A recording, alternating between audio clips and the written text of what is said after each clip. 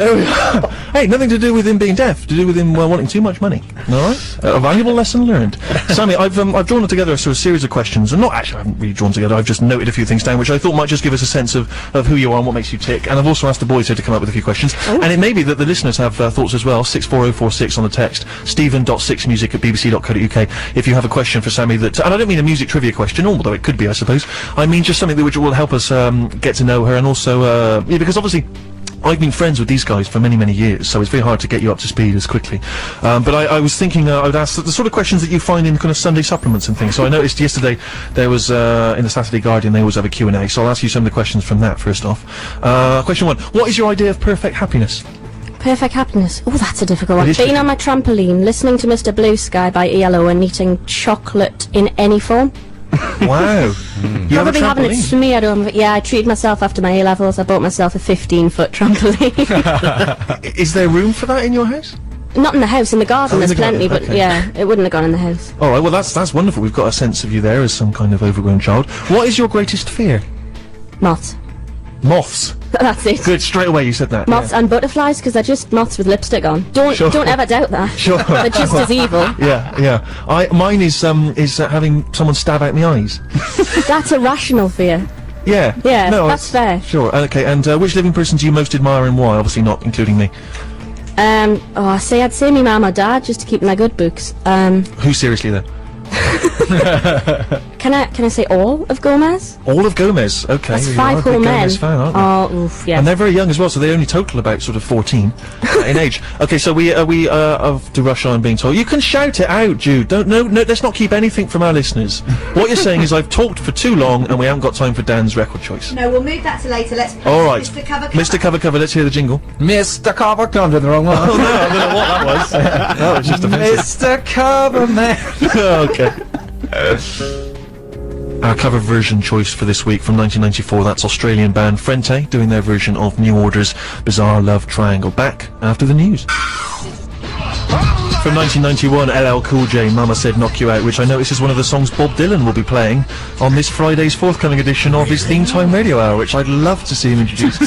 LL Cool J. I don't know, that's as much as I can do, of course, but, when you said he'll be playing it, I thought you meant, on he'll be tour. Yeah. That would be extraordinary. I'd pay big money to see that. It was fun to see super posh Rufus rapping along to that. A man who I should point out is dressed in Birkenstocks and what appear to be culottes. But Rufus has suffered enough over recent weeks. We have with us a Shej, little round of applause and Steve Wright style. Quick, we haven't got much time. And she's just come in. Obviously, I'd like to just test her on her music knowledge. What does LL Cool J stand for? Lover, I really don't know. This is before my time. You've got to understand that. Before your time, my goodness me, you are young, aren't you? Adding a kind of youthful edge to the show, which is exciting. I'm sure that's another tick. Yes, it is. It is. Youth is a tip. Dan, please tell us what LL Cool J stands for. Ladies love Cool James. Yes, they do indeed. Okay, please make a mental note of that. That's quite nice. There may be a written test at the end of the show. Right. I've been asking the boys if they would concoct questions with which we may get to know you better. Harry, what would you like to ask Sammy? Yeah, the phone goes. It's TV's Steve Merchant. He's DJing at a private gig in London Swinging West End. While he's been on one of his numerous toilet breaks, he's come back and there's been a small isolated fire at the back of his record box. His last 3 tunes for the night have gone, which are of course Come On Eileen, Love Shack, Oh, what a night, December 63. Oh, really? Yes. Oh, okay. Yeah, I've changed them. Yeah. It's changed. Okay, so his last 3 have gone. He needs you to rush down with 3 records to finish the night. What are they?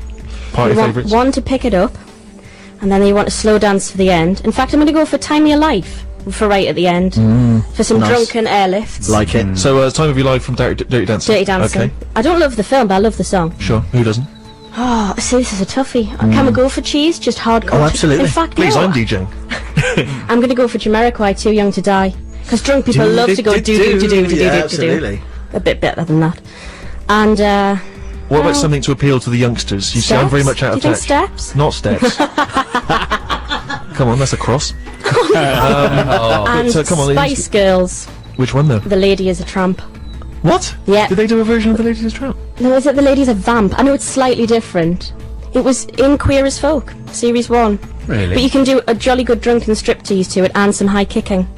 So I'm thinking people are going to be drunk at the end of the night, so you need some things to sing along or dance along to. Say You'll Be There is quite good as a Spice Girls song, because then you get everyone doing the drunken superhero moves, like in the video. Do you remember when they were in the desert? There's all the things flying around and stuff. And Zig a Zig, oh. Yeah, that's what's fun to do. One. Yeah. Okay, good. Well, I think these are fairly solid suggestions, particularly as I'm not familiar with some of them. So, obviously you could have gone for, as you say, Dizzy. Yeah.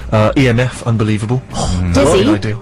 I was there the night Dizzy went to #1. I was at the City Hall in Newcastle seeing Vickery's Big Night Out when that went to #1, and they did it on stage. I was 4 years old, and they were my favourite thing in the whole wide world. 4 years old? 4 years old.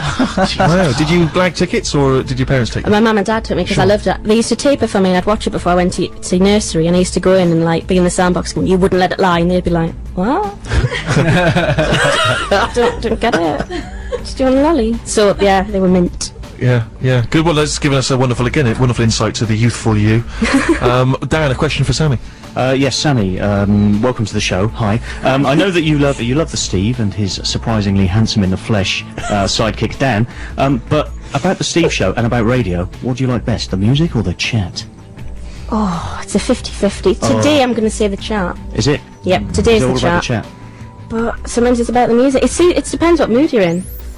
The ebb, the flow, the seasons, the day, the time of the month, anything. I'm trying to bring in a lady vibe. Did you get Thanks that? very much indeed. Women out there will be fascinated later. Sammy's tampon selection. I have no idea what any of I've that no idea what it is. means. Yeah. Rufus, a question for Sammy. Sammy, Steve is the most famous man I've ever met. I was wondering, apart from having met Steve now, who's the most famous person you've ever met, and how did it go? Or have you got any amusing stories about meeting famous people? I've met Jimmy Savile and he touched my bum. Oh my word, what happened? I would assume that's by mistake. Let's move on. Oh, it was a complete accident. He Yeah. thought I had a mic pack on, that was it. Yeah. But that is the best famous thing that ever happened to Yeah, me. best famous thing. Best famous I've thing. got a rider question. Okay. As a posh person, I usually say...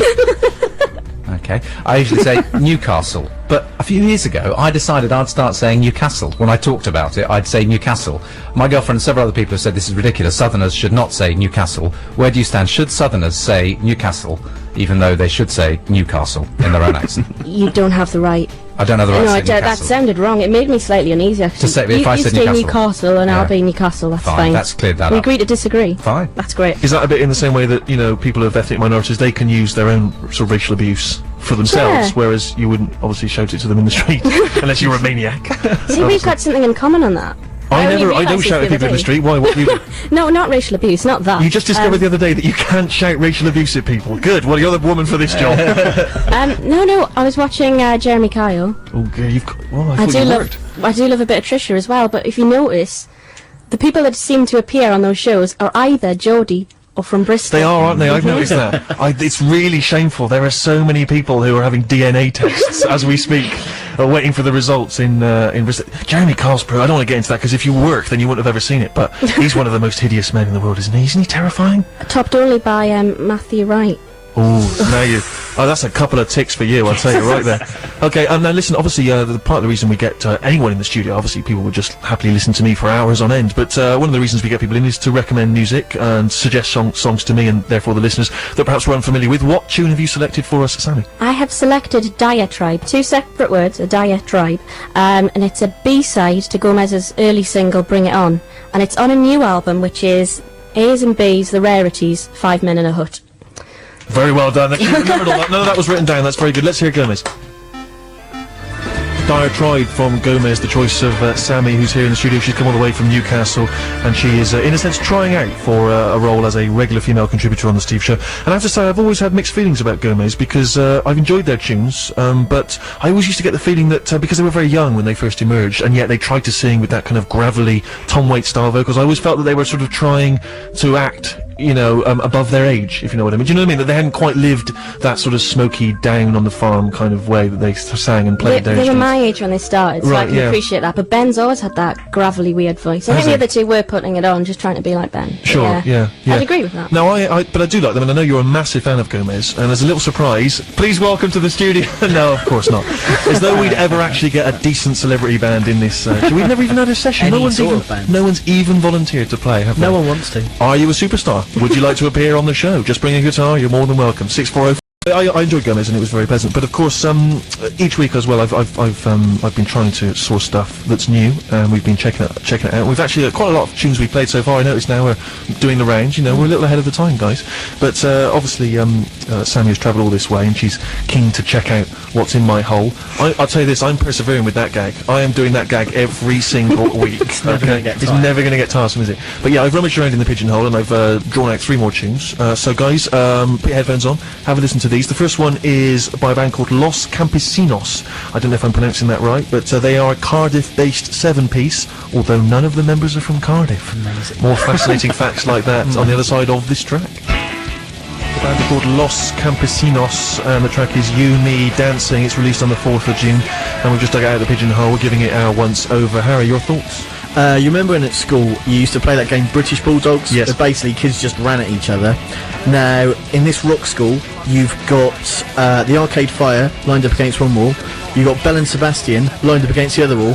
They run at each other, but somehow run into each other and become one gigantic block of person. They're then sliced 7 ways, placed in Cardiff, and they produce that. Okay, that analogy is one of the most tortuous that I've ever heard. And for that alone, you're going to get 2 crosses and no ticket to Glastonbury. That's terrible. Rufus, what did you make of them? There was John Peel recommended an album. I can't remember who it was released by, but the album title was You, Me, Car Park Now.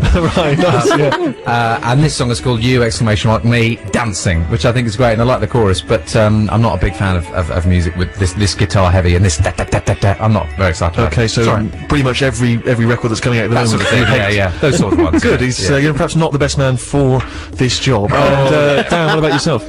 Tentative thumbs up from me, Steve. But what we're talking, 7 members? Yes. You see, I was hoping for a bit more of an expansive sound, maybe for 7 people. Sure. I'm not saying they should sack a couple of members, but maybe they should carry out an audit of what is everybody really doing in Los Campesinos. I'll tell you, that's given me an idea, Dan.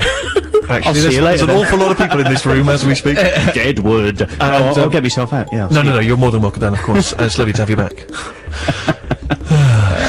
See, what an actor You didn't I do am. the apostrophe. I know. Okay, and so that's She Sammy. What did you make of Los Campesinos? I'm not keen. I'm sorry Really? to be so negative. I'm usually quite a positive, sunny person, but I didn't get that. And I'm sick of people singing in the way he was just singing, because when Geordies try and sing along, they sound ridiculous. Sure. Because we can't do that, and we can't get away with that at all. Yes, it is. Oh, it is. Yeah. No, you're right. No, it is. because it sounds like he is copying everybody else. He's doing exactly the same thing. I wasn't keen. And there was some out-of-time coconut work that I wasn't keen on. Really? Yeah. You're furious about that. Your ears are tuned to coconut work. They are. You wouldn't be bouncing around on your trampoline, your giant trampoline, listening to that one then? No, I wouldn't. No. That's Okay, been all right. struck off. Fair enough. Okay, well, I thought it was okay. Yep, I am quite the critical mind. Okay, so next up we have a new tune from a weird, sort of elfish woman. She must get tired of being described as that. And, you know, I'm a man riddled with cliches, so tough luck, Bjork. Here's your new single, Earth Intruders. From her forthcoming album, Volta. That's Bjork and Earth Intruders, which is in shops from May 21st. Now, of course, Bjork is a very eclectic woman, and it's very easy to sort of overlook, you know, the fact that that she is perpetually doing interesting and wild music. Dan, has it tickled you? Yeah, I loved it. Yeah? Absolutely loved it, yeah. I always liked Bjork, and that might surprise you, I don't know, but I just think that it couldn't be anyone else, could it, doing that? And it is mental, and I can understand why some people might think it's a bit stupid, but absolutely not. No, it's fantastic, and it's a great sound that she's got. I quite like it when she cranks it up.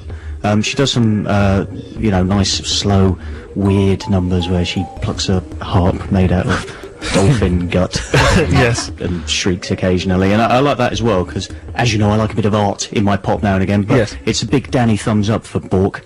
Okay, well, yeah, Dan was singing the praises there. Rufus, do you share his love of Bjork? I do, actually, and I like to point out, it's Björk rather than Bjork. She must suffer this a lot, but she does wear an umlaut over the O, which makes the O into an So she's Björk.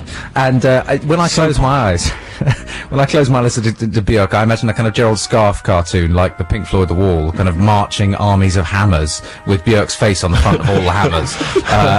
That's what that music reminds me of. But I'm with Dan. I think someone needs to make this kind of crazy, batty music, and I think I enjoy kind of 1 in 3 of her songs, but that's kind of that's one of them. And I obviously a man who refused to play by the rules laid down by the man, so I'm still going to call her Björk. Okay. All right. I'm going to call her Björk because I don't play by your umlauts and the rest of it. Okay, they don't mean anything to me. Keep your circumflexes. Exactly.